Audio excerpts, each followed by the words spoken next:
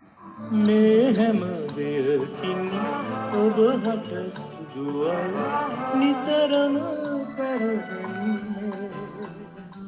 thought we'd start off today with a little bit of Sri Lankan music. And I'm really excited about today's episode because I thought of a way that I can easily share some photos from this time period, from the stories that I'm actually telling you, from the stories that I'm actually sharing with you from that time period easily. I wanted it to be easy. So where we left off last time in the last episode was that it was mine and Rory's first time in Sri Lanka. We had been called to India. We spent time near the Dalai Lama. That's actually where I'm going to start off with the pictures. And then we decided to come to Sri Lanka without any expectations. And the magical delight that overflowed from not having everything planned out, from not knowing what we were stepping into, from not having any expectations. In last episode, which was just yesterday, I was sharing with you about how we ended up with an amazing driver. We ended up in the high tea country of Sri Lanka and in this home with a sweet family who while we didn't speak Sinhala and they didn't speak English, we communicated in the language of heart, love, which was dance. My husband brought an ukulele, dance, music, food, and essential oils. We played with essential oils. So I'm going to show you that as a little recap from where we began this journey with India to where we are now. And then in today's episode, I want to share with you about our epic journey to a place called World's End. World's End? Yes, I believe it's called World's End in Sri Lanka. You hike up to this epic height where when you look down and off, all you see is clouds. So you actually look like you're on top of the world at the edge of it, looking down. So here we go. Are you ready? Okay, turn off the music. I'm going to share these photos. So this was actually in India. And this was where we ended up in the home of the Dalai Lama teaching English to Tibetan refugees. And here I'm actually teaching them, if you follow my work, the technique of putting bergamot essential oil on Shen Min in the ear. It was so special to be able to do it with these beings, these other fellow souls on the other side of the world. Just incredible. Here's us with a couple of delightful humans that we met in the classes we were teaching, the Dalai Lama behind us. And then now we arrive in Sri Lanka. So this was one of the first beaches that we came into contact with.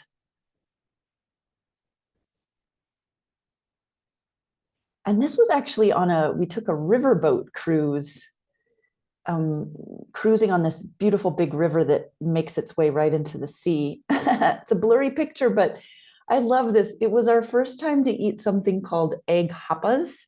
And it's kind of a crepe-like thing that's shaped like a bowl. And you could either get it plain or you can get it with an egg inside. And then you put this really spicy chili stuff in it and eat it. It's a common street food here that you eat in the evening time or at breakfast time. There it is up close, the egg and the chili. It's made with rice flour. Here we are in an herbal garden. So hearing about the Sri Lankan herbs, this was part of how we ended up founding our business of Monara Essential Oils. Monara means peacock in Sinhala.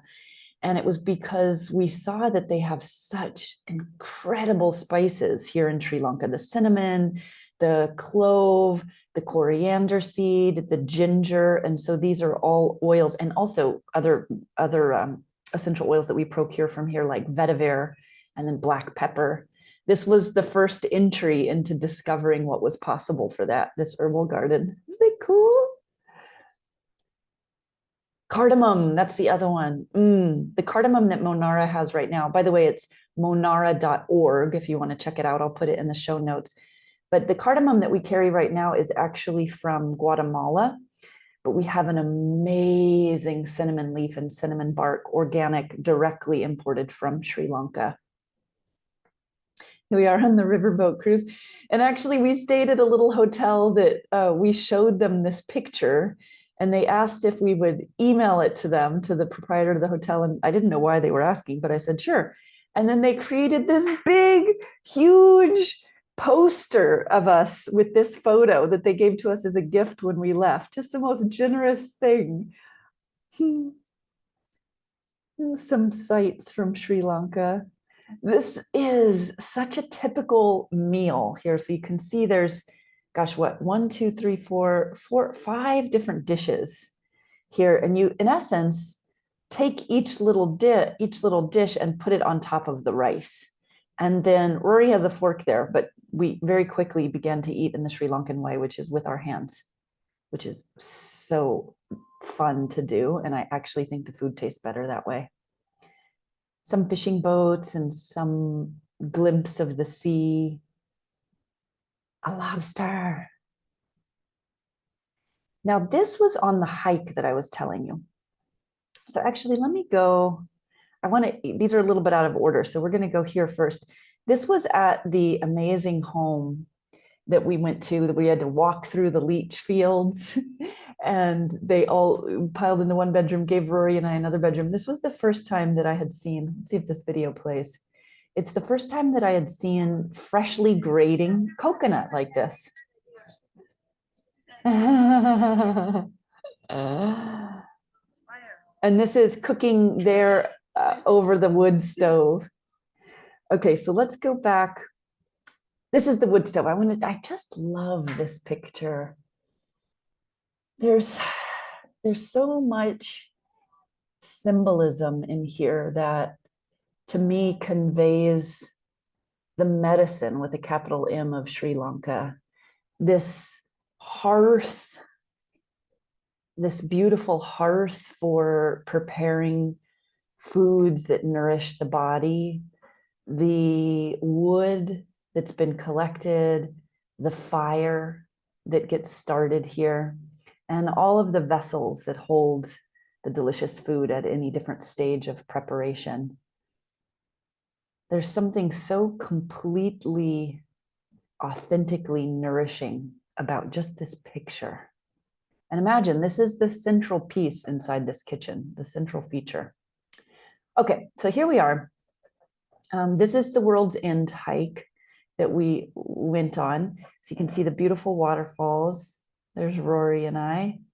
I was just reflecting on this was 7 years ago, and I just recently, in our move from the United States, as we sold our place in Washington to buy our villa in Italy, in Sardinia, I just gave up these pants to the Goodwill. They were hard to let go because there's so many good memories with them.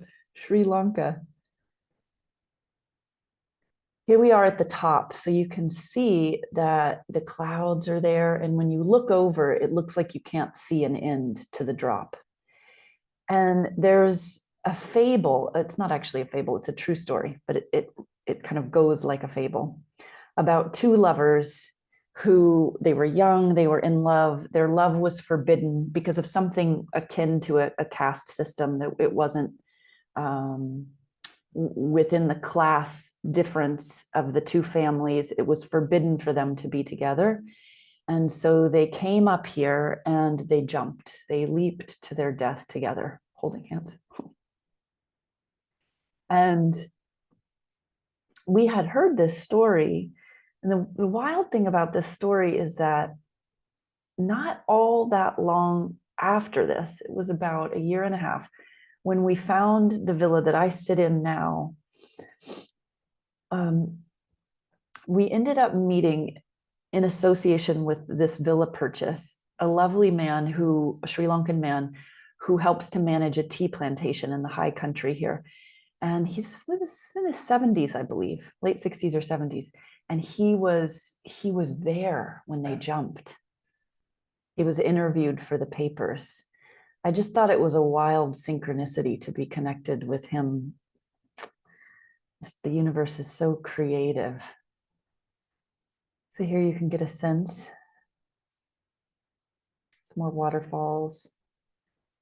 And This was the family, the house that we stayed at in that beautiful evening where we walked through the leach fields to get here. And I invite you to go to my Instagram page. I posted a video that you can actually see of me dancing. I'll play you a little bit of it here, but if you want to see the whole thing, which is really actually fun, Rory was playing the ukulele.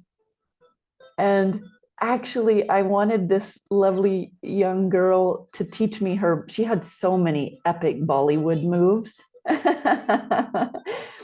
She's trying to teach me there a little bit. Okay, so yes, visit on Instagram and you can see that whole video. It's really fun. And this is another picture from the top, or maybe on the way up. This was us inside the house doing aroma point. I was using the oils right there. I'm holding an oil on her pericardium 6 on the wrist, or sorry, pericardium 7. It's such a powerful thing to bring the oils into other places and spaces where they're not known, and to do this particular technique. It's such a sensorial, body enrapturing process that no matter where you go, even if you don't speak the same language, it instantly creates connectivity, connection, trust, and rapport. Here we are again. The family. This was actually on the way to the house, or maybe we were walking back to the car, but this was how we had to go through this long path. You can't just drive up to the house. Rory picking some tea leaves, getting to see the lush green of the high country. And this was us touring a tea plantation. Let's see, I want to take us to some beautiful lakes. Okay, this is where I'm going to stop. This is where we're going to pick up the episode tomorrow, because in tomorrow's episode, I'm going to share with you that video and some photos from this gorgeous boutique hotel that we coincidentally, synchronistically, by surprise, by accident, ended up at. And it's on the top of a crystal mountain above the city of Kandy in Sri Lanka. And what I wanted to close with in this time together is, I paused for a moment there because I wanted to gather what it is that I'm feeling churning and integrating in my being to share with you.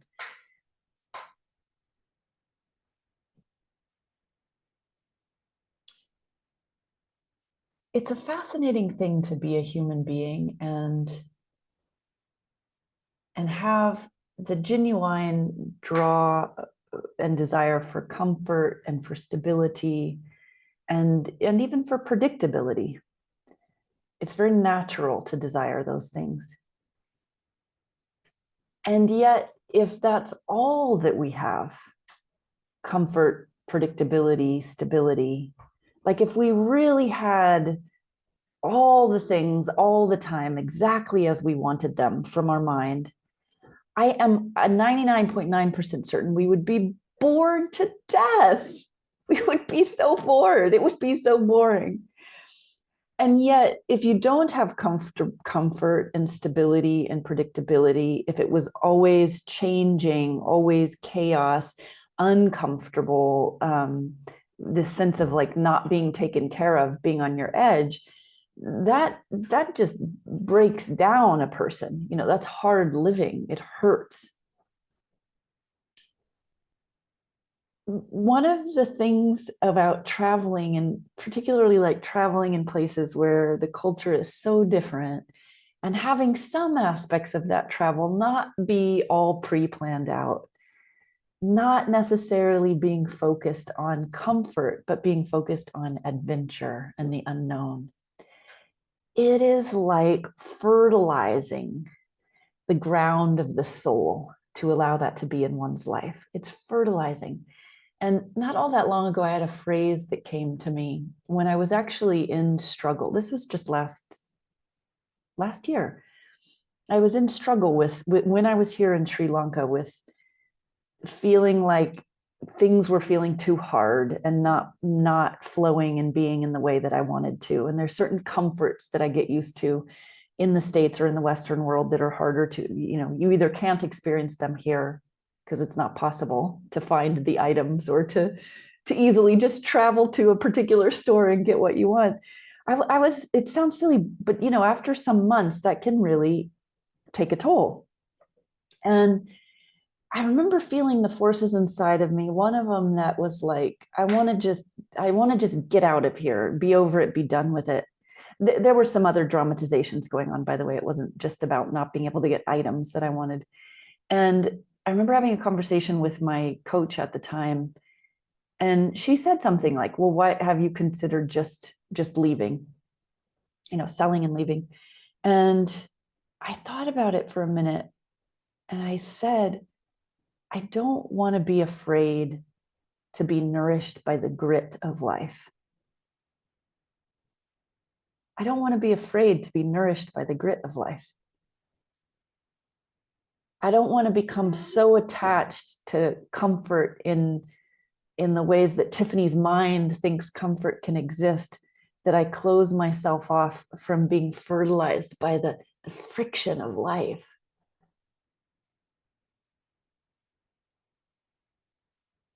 Okay. So this, what I just described to you, coupled with something else that I'll share with you in tomorrow's episode, is what helped me to know and to feel the calling to return to Sri Lanka again and bring a group of Westerners, a group of Americans here to experience the rub and the deep hearth nourishment, the earth medicine of Sri Lanka. So join me tomorrow and you can hear all about it and see pictures.